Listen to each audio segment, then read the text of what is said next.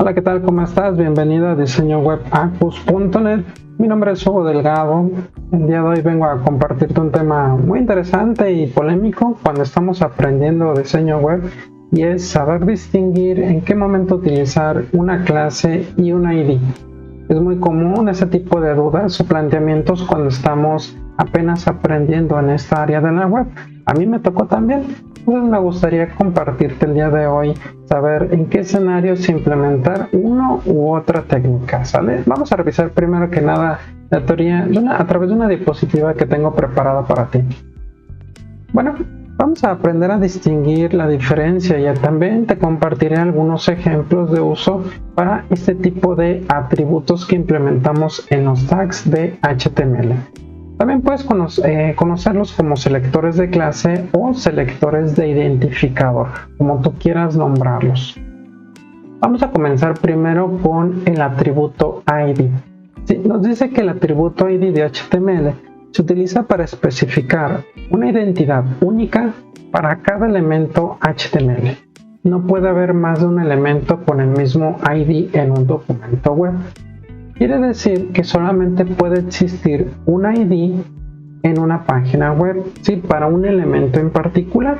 Supongamos hay un div, un contenedor div que tiene la cabecera, o un H1 que tiene el titular principal, y al ser elementos únicos a ellos se les puede declarar un ID, y ese ID con ese nombre no puede repetirse en la misma página web.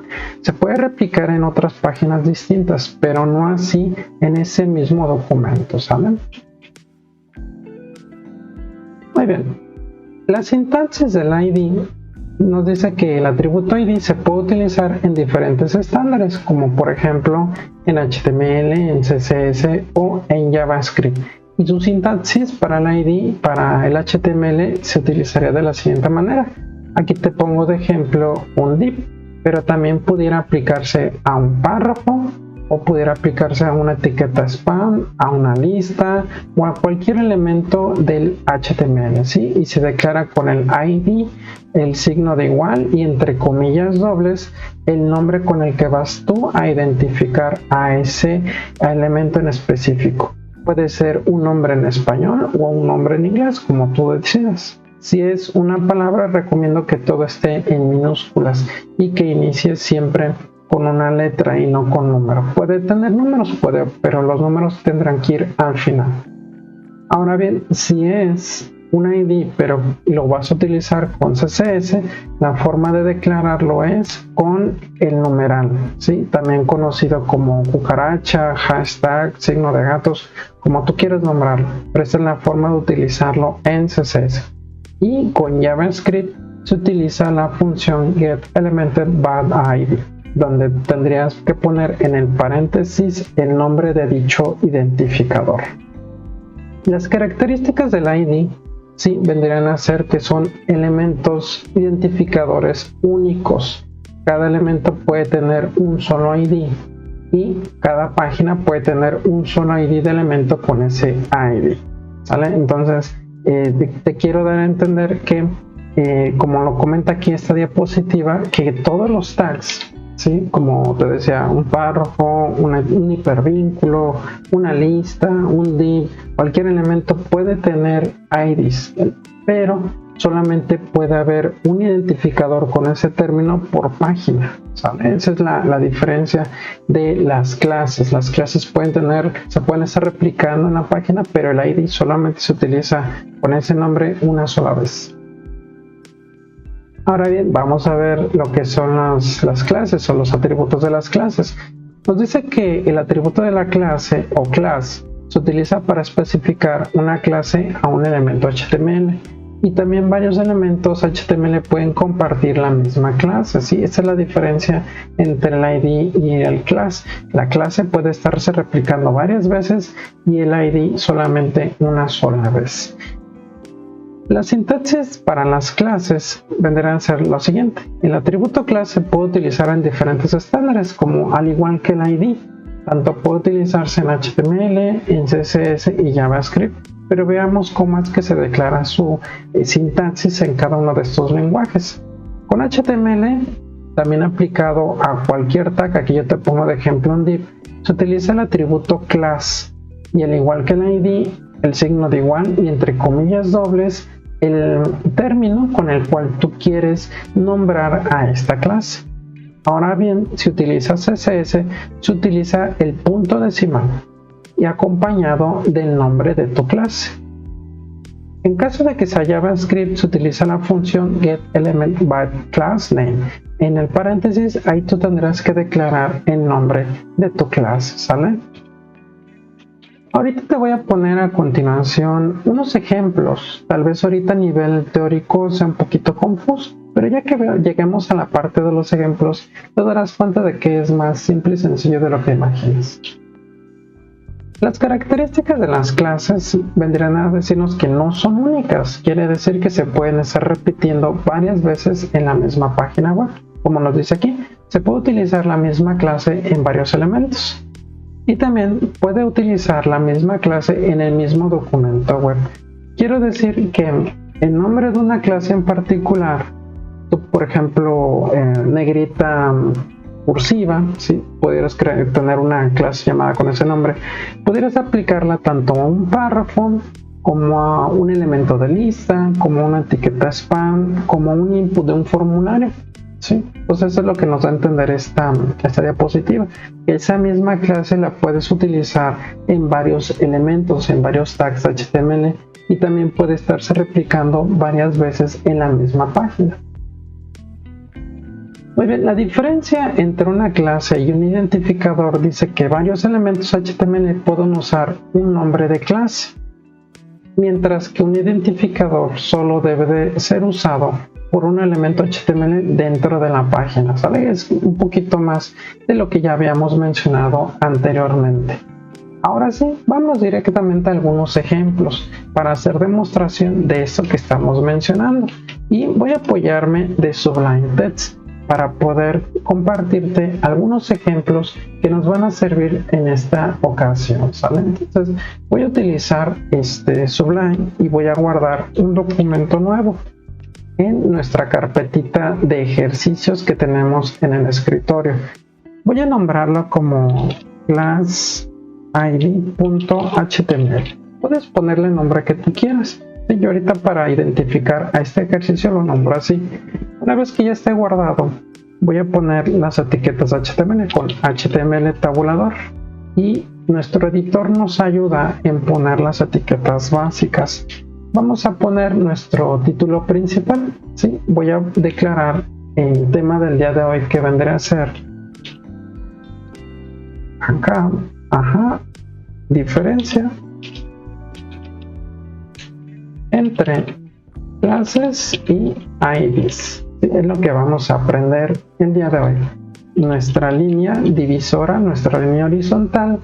Y déjame compartirte, o vamos a comenzar primero que nada con el atributo, ¿sí? ID, ¿sí? Y voy a compartirte algunos ejemplos de elementos que son únicos, ¿sí? Bueno, ¿qué elementos pueden ser únicos en una página web? Pueden ser los encabezados de una página, pueden ser la barra lateral, el aside de un sitio web, pueden ser también el footer, la parte inferior de un sitio, y todas aquellas secciones que no se llegan a repetir, que son únicas. Si hacemos una analogía en el mundo real de los escenarios que son únicos, vendría a ser como por ejemplo en tu familia. Solo tienes una mamá, solamente una mamá y un papá que te dieron la vida, ¿sale? Cada uno de ellos son únicos e irrepetibles biológicamente, ¿vale? Otro ejemplo o otra analogía de elementos únicos en la vida real podría ser como, por ejemplo, para nosotros el número de seguro social, que es único, que identifica a cada persona, cada trabajador, a cada estudiante, cada individuo. O también la CUR o identificador que tenemos nosotros como ciudadanos y que nos reconoce ante una institución o ante un gobierno, ¿vale? Entonces esos escenarios vendrían a identificarnos a nosotros como personas. Otro ejemplo pudiera ser quizá cuando compramos algún producto electrónico. Sí, un producto electrónico como un micrófono o un celular o cualquier cosa que tú hayas adquirido tiene un número de serie. Ese número de serie identifica de forma única a cada producto que de esa tienda que no lo vendió, ¿sale? Entonces, te das cuenta, es un elemento muy importante porque reconoce a un objeto o elemento en particular. Y ahorita voy a compartirte en HTML algunos escenarios de dónde se pueden implementar los IDs, ¿sale? Entonces vamos a descubrir.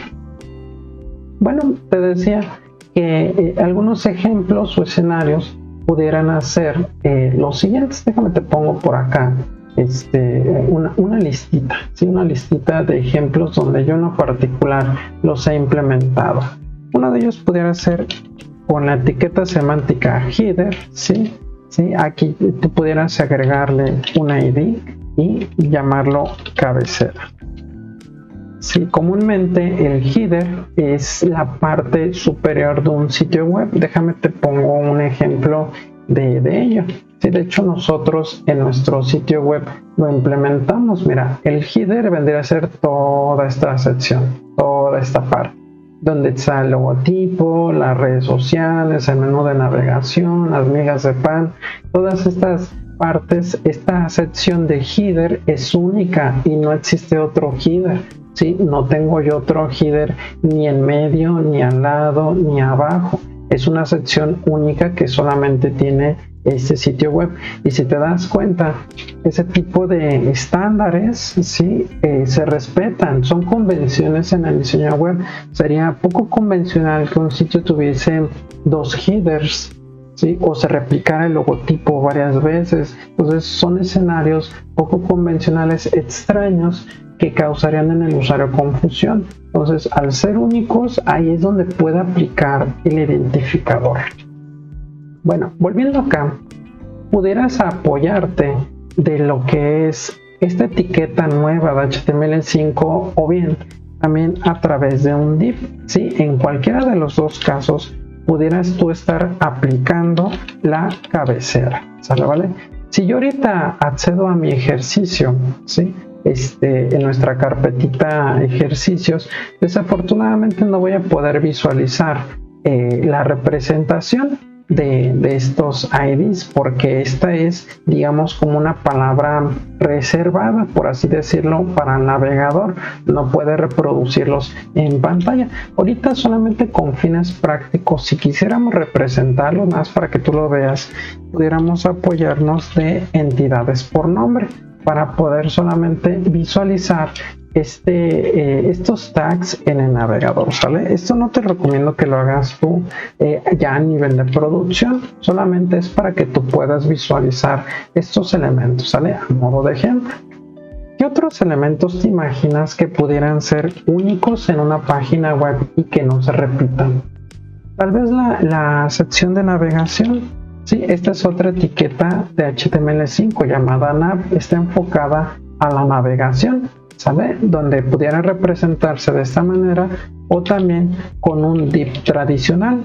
En ambos casos pudieras agregarle también un identificador para ponerle un término único, por ejemplo, navegación, ¿sale?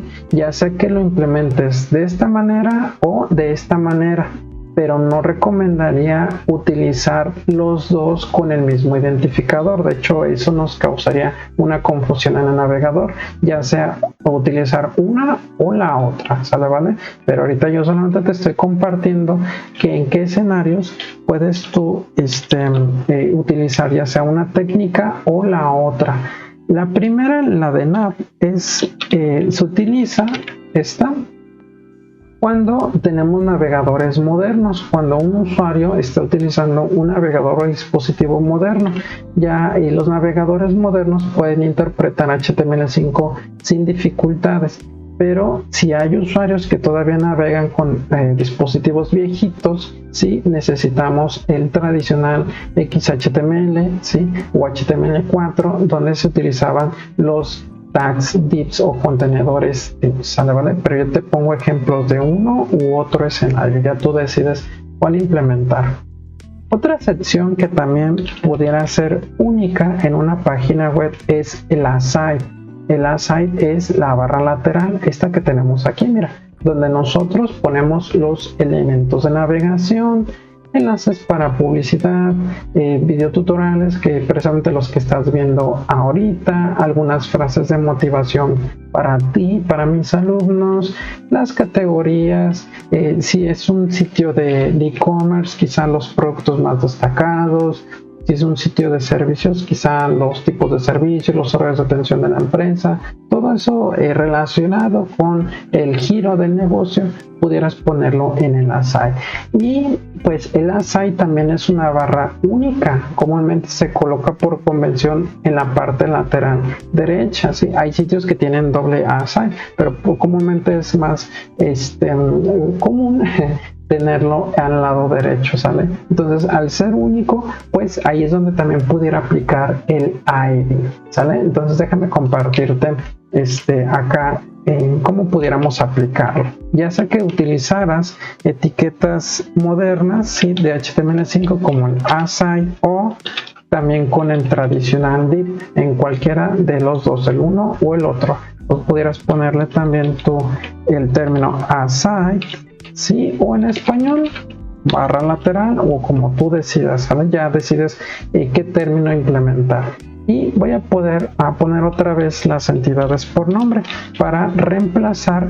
Vendría a ser el reemplazo del signo menor que, y vendría a ser el reemplazo del signo mayor que con el GT, ¿sale? Esto lo hago para que tú puedas ahorita visualizar en el navegador pues los tags, porque como te digo, al ser términos reservados para el navegador, pues no los visualiza, están simplemente para poder contener información. Muy bien, otra parte de las páginas son únicas y no se repiten. Bueno, si te pongo de ejemplo también nuestro mismo sitio web, el pie de página, esta parte también es única y no se repite. Puede estar navegando en otras páginas y va a ver sí un footer, pero es único en cada página. Sería raro que mi footer estuviera en medio o estuviese hasta arriba también replicado. Entonces, por convención, comúnmente se colocan una sola vez en la página. Si bien hay algunas pequeñas excepciones donde existen dos footers, ¿sí? O dos nav. Te pongo un ejemplo, supongamos en el caso del footer puede que haya un footer único hasta el pie de cada página y un footer al pie de cada artículo, ¿sí? Supongamos una one page donde hubiese un sitio largo en vertical y hubiese secciones independientes y al final de cada sección habría un pie de cada artículo. Entonces ahí hubiese una pequeña excepción, ¿sale? Entonces otro caso con el nav te decía es que hubiese un nav para el menú principal y otro nav para la barra lateral derecha, ¿sale? Pero son algunas pequeñas excepciones. Sin embargo, para esas excepciones ya no aplicaría nuestro ID, sino que ya aplicaría las clases. Bueno, volviendo por acá, déjame te pongo el footer precisamente. Footer, ¿sale? Que es un tag que tiene apertura y que tiene cierre. Ahorita solamente te estoy manifestando los tags de apertura que pudiera representarse con HTML5 o con el tradicional div, ¿sale? Ya sea con uno o con el otro. Y el término que le declares pues es indistinto.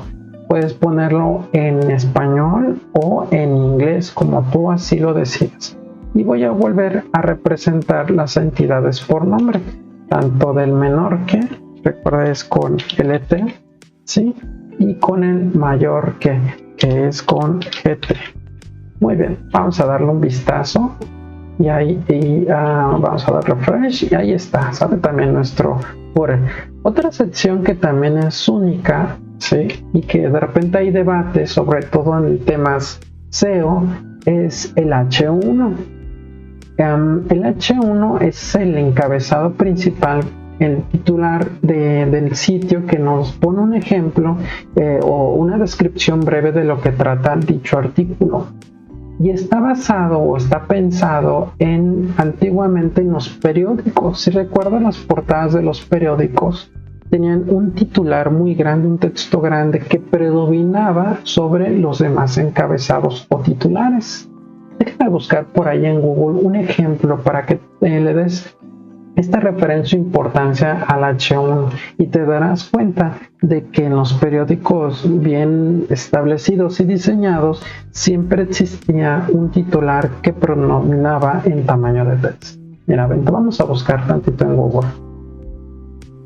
Vamos a poner portada periódico, sí, y vámonos a la sección de imágenes. Mira, ¿cuál pudiera ser? Por ejemplo, tal vez mira. Este pudiera ser el titular en forma digital, el H1. ¿Sí? Si te das cuenta, es un título o texto que predomina sobre los demás. Acá hay otro titular, pero al ser una noticia con menor importancia o impacto, lo ponen más pequeño. ¿Sí? Entonces ya en el mundo digital, hablando de documentos web, el H1 vendría a ser hoy en día lo que vemos acá en la portada del periódico, ese titular grande que predomina. Y como es único, ¿sí? Una descripción breve de la noticia principal, pues puede ir acompañado del ID. ¿Sí? Vamos a hacer un ejemplo de lo que es el H1 acompañado con un ID. Mira, aprovechando que ya tenemos nuestro H1 aquí declarado, pudiéramos ponerle un ID, ¿sí? Que le declararemos como título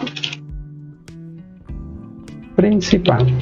Si bien los IDs, cuando tengan dos palabras como aquí, pudieras tú utilizar esta técnica llamada camel case, la cual cuando tengas dos palabras puedas unir la segunda con la letra capital, ¿sale? Y de tal forma que tenga legibilidad y se alcance a distinguir, porque si ponemos en minúsculas todas, pues se pierde un poquito la legibilidad.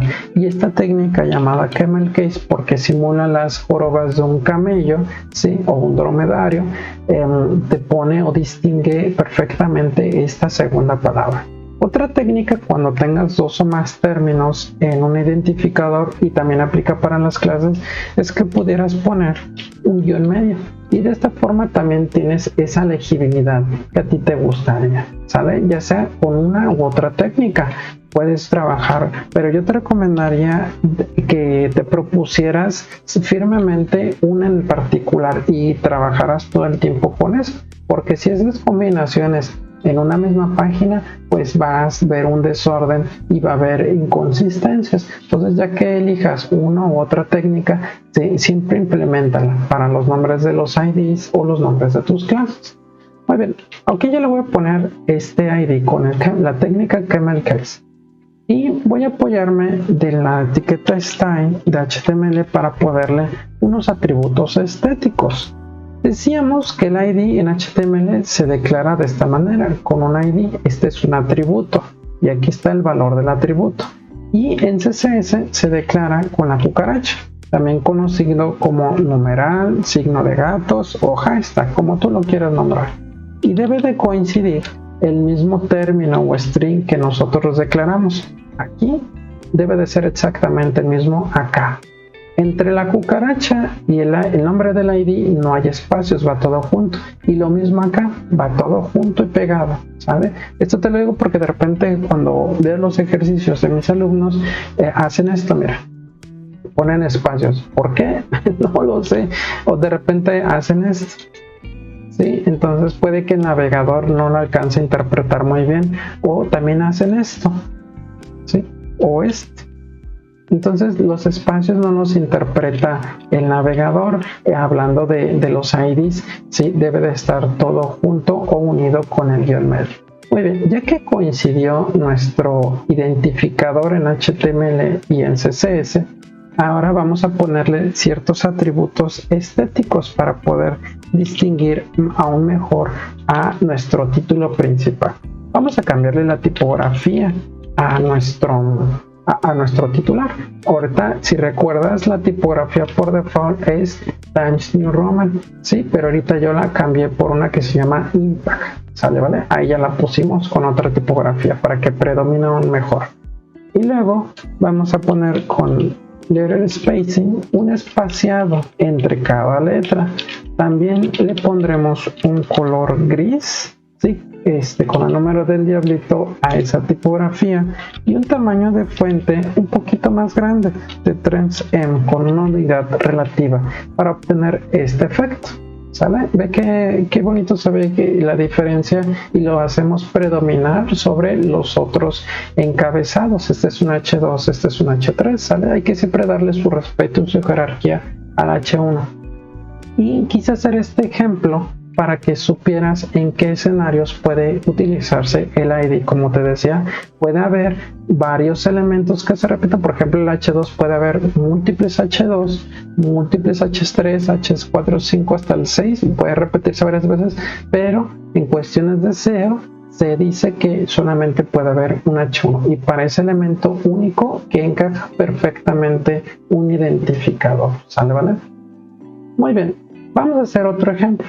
Ahora vamos a conocer lo que vendrán a ser las clases, ¿sale? ¿Vale? Los escenarios de las clases. Pero antes de llevar a cabo, de ver las clases, me gustaría compartirte, ahorita que vi esta parte, un escenario de cómo combinar lo que son las etiquetas modernas de HTML5 de estas con las etiquetas tradicionales. Porque de repente uno se puede llegar a preguntar, oye, pero yo en Google Analytics veo que tengo audiencia que aún sigue utilizando navegadores viejitos como Internet Explorer, y si utilizo etiquetas modernas, sí, de HTML5, pues ya no podré, se puede distorsionar la visualización o la estética en el documento web. ¿Cómo le podemos hacer para mantener que se vea íntegro el diseño en un navegador viejito y en un navegador moderno? Déjame compartirte esta técnica que es muy útil y que yo de repente llego a utilizar y que te la comparto, puede ser muy funcional. Mira.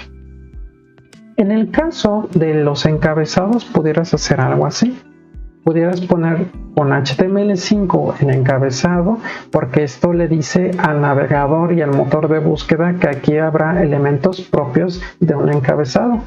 Y también pudieras poner etiquetas tradicionales con divs, ¿sí? Y al div le pones el identificador, ¿sale? Y desde este ID le heredas todo el comportamiento estético con CSS o dinámico con JavaScript, ¿sale? Y así no corre riesgo de que no lo puede interpretar un navegador viejito, ¿sale? Aquí ya de forma tradicional todos los navegadores, tanto modernos como viejitos, pueden identificar o pueden interpretar esta técnica, ¿sale? Y también garantizas compatibilidad con los navegadores modernos. También aplica para los elementos de navegación, ¿sí? Lo puedes poner por fuera y por dentro. Nuevamente un ID para indicar que esto es tu menú principal, ¿sale? Este es otro ejemplo si llegases tú a utilizar los guiones medios, ¿sale? ¿Vale? Entonces ve cómo estamos combinando tanto tecnologías modernas, ¿sí? Con HTML5 con tecnologías tradicionales como el HTML4 o XHTML 1.1, y esta sería una forma aún correcta de poder trabajar mientras termina esa transición de migración de los navegadores antiguos con los navegadores modernos. Te decía, ya hoy en día todos los navegadores modernos y dispositivos móviles interpretan perfectamente HTML5, ¿vale? Ahora sí, vamos a pasar a ver nuestro siguiente subtema, que sería el atributo class. Voy a ponerlo acá abajo con un H2 y lo pondremos como un atributo clase. ¿Sí? Y vamos a ver algunos ejemplos. Ejemplos de uso en clase. ¿Sí? Algunos ejemplos muy comunes es cuando tú llegas a tener listas, las listas de navegación, ¿sí? Las listas para agrupar también elementos. Uno de los más comunes es cuando tienes un menú de navegación, ¿sí? Y acá tienes tu lista desordenada y pones dentro tus elementos. Sí, puede ir acompañado de un hipervínculo o de iconos o de lo que sea, ¿vale? Esto es muy común en una página web, que los menús estén dentro de listas. Si lo vemos representado en HTML, esto ya lo has visto tú antes, ¿vale? Pero también en una misma página web puede haber otras listas enfocadas a otros propósitos particulares, como por ejemplo un índice de contenidos, o también una lista de productos, ¿sí? O una lista de servicios, o de lo que tú te imagines. Y ahí también habrá elementos de listas para poder agrupar y organizar estos ítems. Otros casos donde puede haber también listas es quizá para los comentarios. ¿Sí? Los comentarios que tú encuentras hasta abajo en el pie de un producto, de una página, ahí también puede haber listas. Entonces, si te das cuenta, en una página pueden estarse replicando estos elementos, las listas. También otros casos donde se pueden estar replicando los tags para los párrafos. Es muy común que en una página haya múltiples párrafos o múltiples etiquetas strong para las negritas o múltiples hipervínculos, múltiples etiquetas spam, etc. Pues para esos casos en particular pudieras tú utilizar las clases, que es lo que vamos a aprender a continuación. Muy bien, ahora ya que pusimos al menos 3 listas, vamos a aplicarles una clase, ¿sí? A cada una de ellas. Entonces aquí voy a hacer una edición simultánea, presionando la tecla control y dando clic izquierdo al tag UL. Pongo un espacio y declaro el atributo class, que se va a llamar lista, ¿sale? Y por sí sola, tanto el ID como la clase no generan ningún efecto, mira, en HTML, ningún comportamiento estético ni visual. Tendríamos nosotros que indicarle, ya sea con CSS o con JavaScript, el comportamiento que necesitamos, y es lo que vamos a hacer a continuación. Acá las clases se declaran con el atributo class y el nombre que tú le quieras dar, en español o en inglés, ¿sí? Pero en CSS se declaran con el punto decimal y tú pones listas. Recuerda, sin espacios, todo junto. No vayas a poner el espacio, siempre va junto del punto decimal. Y vamos a poner algunos comportamientos estéticos para que se le hereden a esas 3 clases, ¿sí? Vamos a cambiar la tipografía. Con Font Family vamos a decir, mira, ahora quiero que seas Tahoma. En lugar de que sea Times New Roman, le vamos a cambiar a las 3 listas la tipografía. Entonces le doy refresh y lista, creo que puse, es lista, sí, y acá le pusimos listas, mira, no coincidió. Vamos a poner lista y ahí está, mira, ya le cambié la tipografía. Qué bueno que pasó este pequeño errorcito, porque como te diste cuenta, aquí yo le había puesto la S y al no coincidir con lo que tiene acá en HTML, pues no le va a heredar las instrucciones.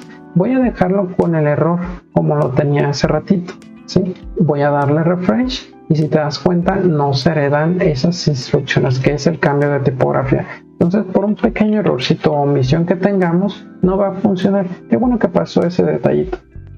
Ahora lo que vamos a hacer es que a las 3 listas les vamos a quitar estas viñetas. Para llegar a hacer ese efecto pudieras tú poner this style none. No necesito ningún estilo para estas listas, y a todas tus listas que tengas, tanto la tipografía se puede cambiar como quitar ese efecto, ¿sale? O pudieras cambiarle el tipo de lista con list style type y puedes declarar square, sí, que sería como un cubito, o pudieras cambiarlo hacia circle, ¿sí? Que sería de esta forma en la que se manifiesta la lista de tercer nivel, o con el disk, ¿sí? Esta vendría a ser la que tiene por default en primer nivel, ¿sale? Ya tú decides. O también otro tipo de listas como decimal, ¿sí? Y para ya vendría a reemplazar o a simular una lista ordenada con OL, o otra también que es decimal landing 0, ¿sí? Y comenzando con el 0 a la izquierda, ya, ¿sí? Si quieres utilizarlo de esta manera, ¿sale? ¿Vale? Y ahorita lo voy a dejar con el square. y pudiéramos también hacerle otros cambios, por ejemplo ponerle un margen a la izquierda de 50 píxeles y a las 3 listas se va a generar ese desplazamiento, como puedes ver, a la izquierda, ¿sale? O pudieras tú también suprimir todos los rellenos, el padding, ¿sí? A las listas, de tal forma que lo pudiéramos restaurar, o también declarar con font style italic para poner la fuente en cursiva. Lo que te estoy diciendo ahorita es demostración de cómo a través de modificar un solo elemento de clase se ven reflejados esos cambios en todas las listas que tienes aquí, ¿sale? Esa es la gran ventaja que tienen las clases, que puedes hacer agrupaciones de varios elementos. Ahora bien, una de las ventajas que nos puede llegar a dar las clases, como tú acabas de ver, es que al hacer una sola modificación se ve reflejado hacia todos los elementos agrupados con ese mismo término de clase. Pero una de las ventajas que tienen los IDs es que puedes tú combinarlos con hipervínculos para generar marcadores y simular lo que son índices de contenidos o diseños one page. Estoy seguro de que te ha tocado ver algunas páginas que cuando le das clic a un hipervínculo te desplaza con el scroll hacia abajo hacia ese punto en particular. Tal vez cuando has hecho tus investigaciones en Wikipedia has visto este efecto. Mira, déjame ponerte un ejemplo. Si nos vamos a Wikipedia o buscamos algo en Google como, no sé, Wikipedia, enlaces HTML, sí, estoy segura que Wikipedia habrá creado un artículo de esto que estamos mencionando. Sí, mira, aquí vemos que justifica con unos, aquí tiene el H1, ¿sí? Unos parrafitos, el tema del que estamos buscando, y acá tiene su índice de contenidos a base de enlaces. Cuando yo le doy clic a uno de estos temas en particular, como por ejemplo este tipo de enlaces, y le damos clic, vemos que se genera un efecto de desplazamiento con el scroll. Sin embargo, lo hace muy rápido, casi no se alcanza a distinguir, pero al volver a subir al scroll podemos reanudar nuestra navegación. Le doy clic a este otro, al punto 2, y vemos cómo nos manda hacia este efecto. El movimiento es un poquito brusco y rápido. Quizá el usuario, si no presta atención, no se dé cuenta de ello y le dé sensación de que navegó a otra categoría o otra página independiente. Entonces hay que tener un poco de cuidado con ello. Por default, ese es el comportamiento en HTML, el desplazamiento instantáneo. Pero tú pudieras con JavaScript o CSS hacer un retardo de este movimiento. Déjame te pongo un ejemplo de cómo lo hacemos nosotros en la web. Este mismo efecto, sí, no lo hacemos nosotros en un artículo que escribimos llamado enlaces o hipervínculos HTML. Sí, por ahí Google ya nos indexó y nos posicionó dentro de los primeros lugares, como ves aquí, mira, sí. Esto que tienes aquí abajo, que son hipervínculos, se llaman extensiones. Tú puedes generar esas extensiones creando, como aquí Wikipedia lo hizo, índices de contenidos. Quiere decir que estos términos que uno coloca aquí se ven posicionados tarde o temprano a modo de extensiones en esta parte inferior del enlace o de tu categoría, y denota que el usuario le fue interesante, útil, y por eso solamente señala aquellas categorías que son las que el usuario más le dio clic. Yo le voy a dar clic, mira, a este que se llama creando enlaces, el concepto ancla, y al momento de darle clic ve cómo el scroll está casi en medio, no está al principio como esperaríamos, sino que está en medio de la página. Cuando hacemos scroll nuevamente hasta arriba y accedemos a nuestro índice de contenidos, ¿sí? Esa categoría que nosotros le dimos vendría a ser esta parte, ¿sí? Lo que hizo fue que Google nos mandó directo a esta categoría, ¿sí? ¿Sale? O podemos estarnos desplazando a estas categorías, ¿sale? ¿Cómo podemos hacer para que logremos ese tipo de efecto? Eso es la gran ventaja del ID. Lo que hicimos y lo que también hizo Wikipedia fue haber escondido un identificador dentro de estos hipervínculos.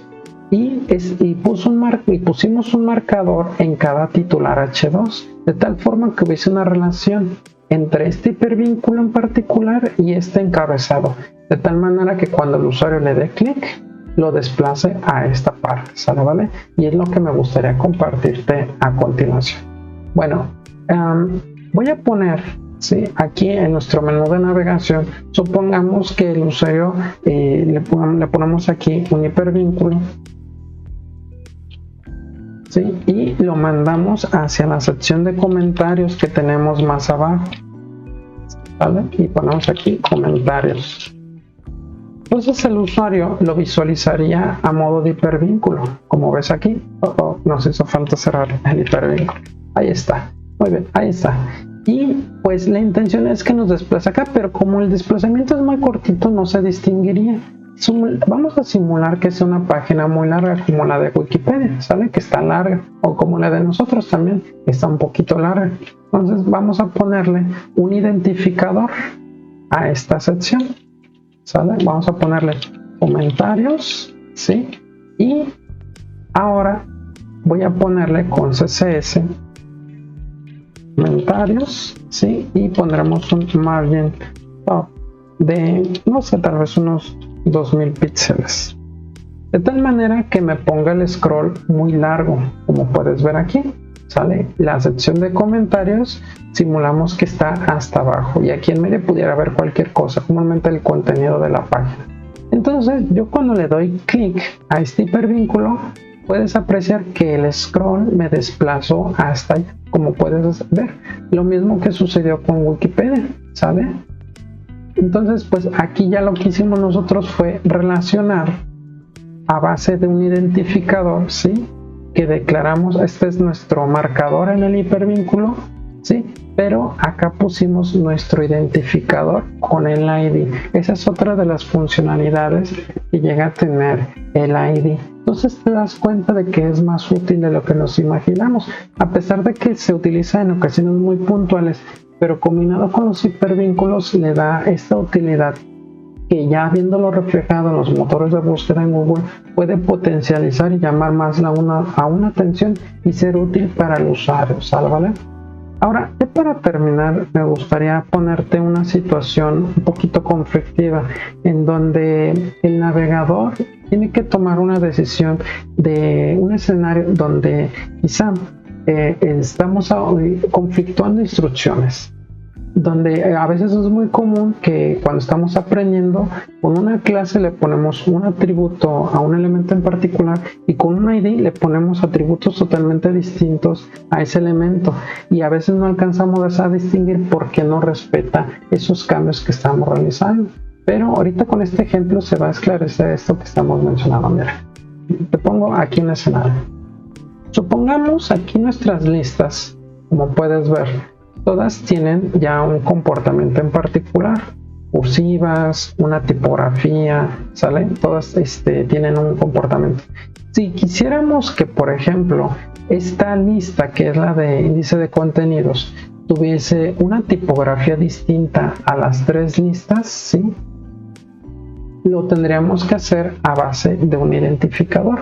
Yo, por ejemplo, le pudiera poner aquí también a un ID dentro de del TAQL y le voy a poner aquí no sé, tal vez productos, sí, pero que es una lista de productos. Pongamos una lista de productos. Muy bien, entonces voy a declararle acá arribita con un ID también el identificador productos, pero le voy a cambiar la familia de fuentes. La familia de fuentes para todas las listas es Tahoma, pero ahorita yo quisiera cambiársela solamente esa lista en particular. Sí, voy a ponerle on family, que se la cambie a otra distinta, que sería, por ejemplo, Georgia. Entonces, al darle refresh al navegador, vemos que en efecto, a pesar de que tiene una clase que tiene una regla ya en particular con un font family Tahoma, ¿sí?, al tener un ID, ¿sí?, conflictúa y sobrescribe la instrucción y se la cambia a Georgia. Pero uno pensaría que en la regla del navegador con hojas de estilo es que respeta la última instrucción leída y esa es la que predomina. pero no así cuando estamos contraponiendo a clases identificador. Existe una regla que se llama especificidad, la cual nos dice que es una regla que tienen integrada todos los navegadores. Es una lista de atributos donde dice que un elemento en particular tiene más jerarquía sobre otros. Entonces aquí el ID tiene mayor prelación y jerarquía que las clases. Entonces lo que voy a hacer a continuación es esto, mira. A pesar de que yo este ID lo ponga arriba y lo lea antes que la clase, seguirá manteniendo la segunda tipografía. Como puedes ver, le doy refresh y no cambia, lo mantiene igual.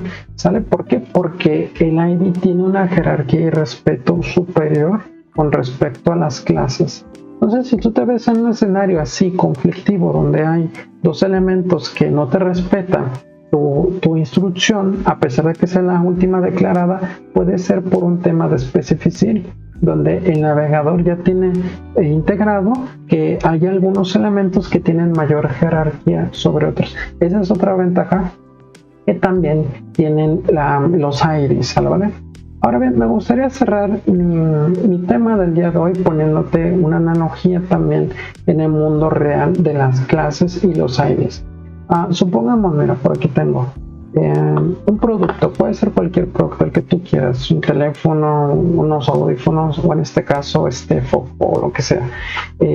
Comúnmente los productos, cuando son nuevos, tienen un número de serie, ¿sí?